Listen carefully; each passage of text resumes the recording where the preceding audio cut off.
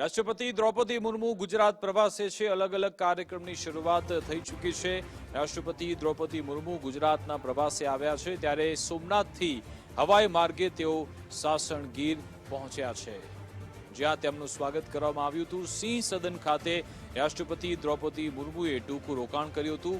સાસણ અભયારણ્યમાં તેઓ સિંહના દર્શન કરવાના છે, ત્યાં મંત્રીશ્રીએ તેમનું સ્વાગત કર્યું હતું। સાંસદશ્રી પણ આવ્યા હતા, જેમનું સ્વાગત કરવામાં આવ્યું હતું। ગીરના માલધારીઓ સાથે પણ રાષ્ટ્રપતિજી સંવાદ કરવાના છે।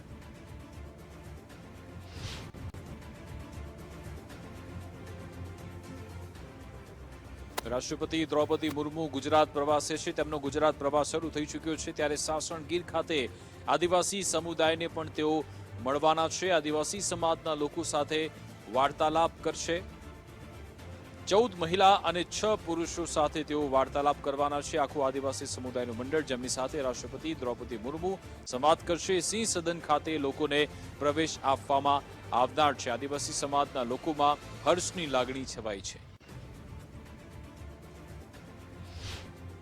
ટૂંક સમયમાં જ અમે રાષ્ટ્રપતિને મળવા આવ્યા છે। ટૂંક સમયમાં જ અમે મળશું।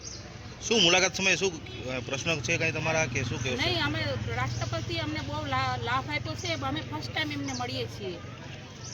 કેવો આનંદ કેવો છે? બહુ જ આનંદ છે। અમે સવારના તો બહુ જ ઉત્સાહિત છીએ મળવા માટે। તમને મળવા માટે બોલાવ્યા હતા? હા, અમને મળવા માટે બોલાવ્યા હતા।